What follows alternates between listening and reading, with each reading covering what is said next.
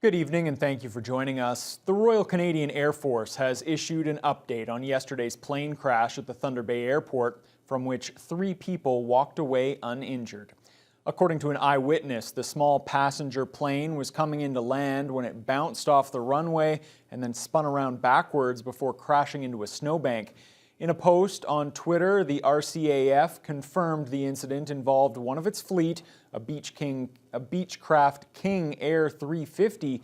The 3 Air Force members on board were assessed on site and did not require hospitalization. The plane sustained damage to both wings, its tail, and was leaking fuel. Thunder Bay Airport officials have declined to comment on the incident, saying it's now the subject of a Department of National Defense investigation. The flight safety probe will begin soon to try to determine the cause of the incident. The DND carries out its own crash investigations without the involvement of the Transportation Safety Board. Lakehead Public Schools is asking its students for information about their ethnicity, religion, and whether they have any disabilities. The student census was launched today for all 8,800 Lakehead Board students from kindergarten to grade 12. We believe at Lakehead Public Schools that everyone belongs here, and this will make it a better place for all. The more data that we can accumulate, the better opportunity we will have to identify and address systemic barriers. The board released details to parents today, including a video posted on its website. The census information will be collected throughout the winter. High school students will be asked to fill out the surveys themselves, while parents or guardians for younger elementary students will be asked to answer the census questions. Board officials insist all of the information will be kept confidential, and they say knowing ethnic backgrounds and other personal info will help improve learning for all students. And we'd like to learn a little bit more about where our students are coming from so that we can enhance the supports that we have for our students. Student Census Project is basically a way for the board to be able to identify our students and their families and get a good understanding of their values and what's important to them. I understand that sharing this information can be worrisome. People will be concerned about confidentiality and who it gets shared with. We really want our families to be comfortable with this survey, but as always, contact your child's school. The more parents are involved, the more successful kids are.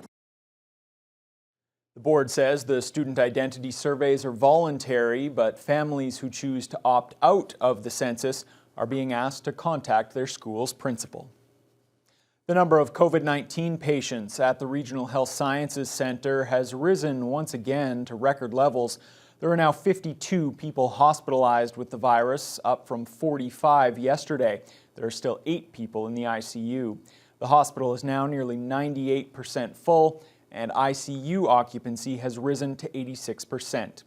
The Thunder Bay District Health Unit doesn't report COVID-19 case counts on Tuesdays, but on the vaccine front, about 6,800 shots were administered last week across its catchment area. That's about 2,400 fewer than the week before. More than 4,500 of the doses were booster shots.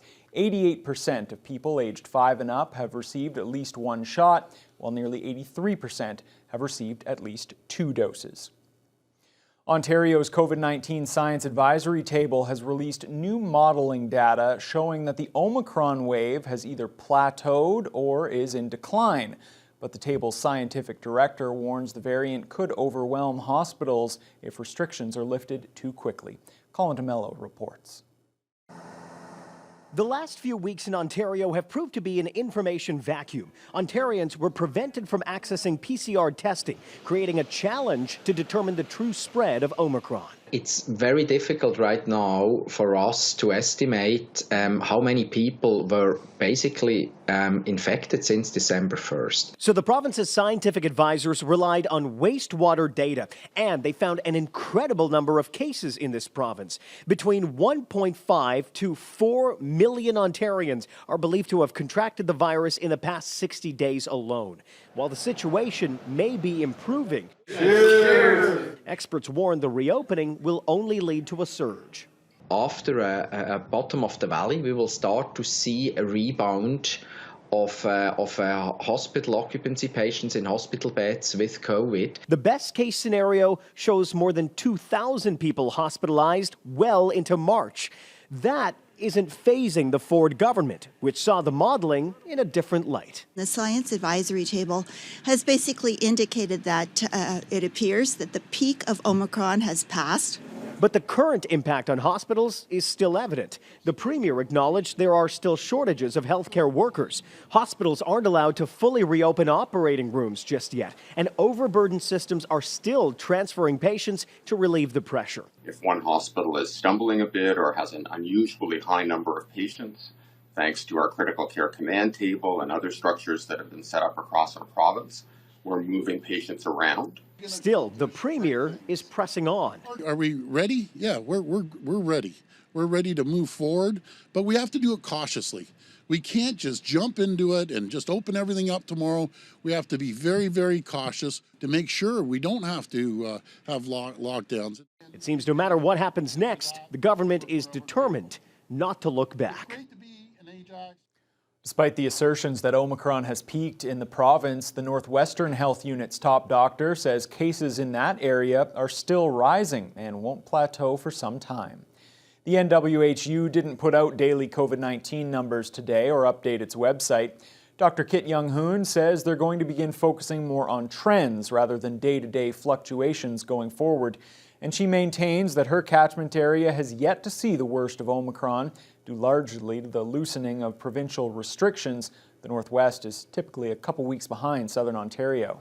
Our increase started towards the end of the last week of December, while provincially the increase was being noted early, sometime towards the end of the first week of December. So we are about 10 days to 2 weeks behind with respect to the curve, the Omicron curve. So that could be one of the reasons why we're different.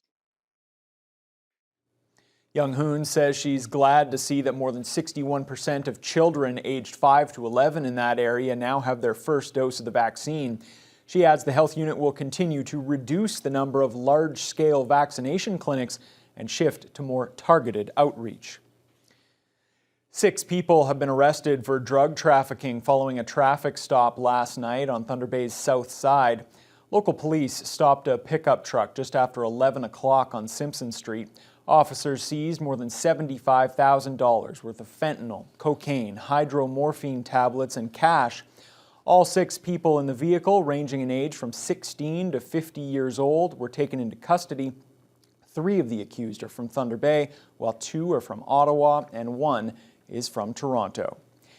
An old wooden bridge on Woodcrest Road will remain closed until it can be replaced. City engineers have deemed the structure is unsafe. The crossing, located just south of John Street Road, will likely be inaccessible until the summer. A recent engineering assessment was conducted due to increased deterioration of the structure that made it dangerous for public use. The bridge is scheduled for replacement during the warmer months this year, pending City Council's approval of the budget. Project engineer Mike Vogrig says they inspected the bridge in 2020, but after receiving several complaints in recent weeks, they found the condition had deteriorated considerably since then. So once we saw that and we saw that increase in deterioration, we're like, our first thing right away was to close the structure down pending additional evaluations.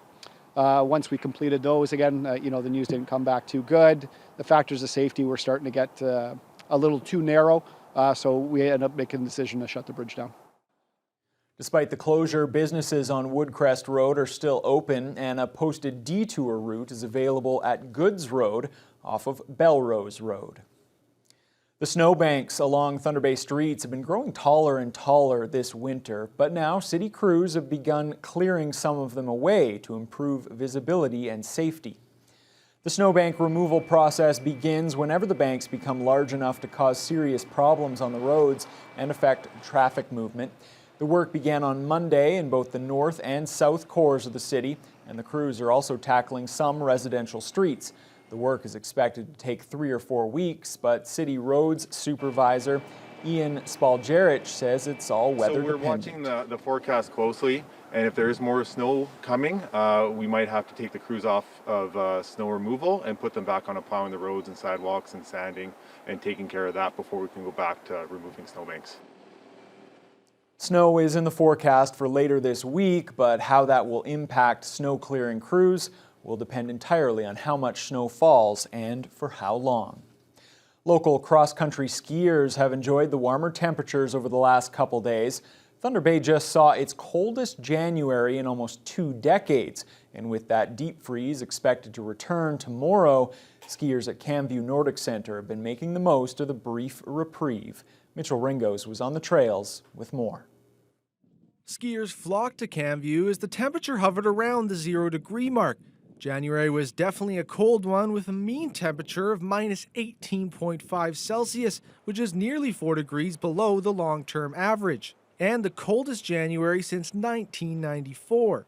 Camview GM Dave Suddy says even on the cold days, skiers have been coming out, but on a nice day like this one to start the new month, trail users were ecstatic to be on the skis. Everybody that's out here today, the first thing they say is got to get out. It's nice out today, and it's, go back in the deep freeze for a couple of days. So yeah, definitely when the weather gets warmer, a lot more people come out. But there's always the diehards and people that want to be out here even when it's cold. It's a super choice place to be.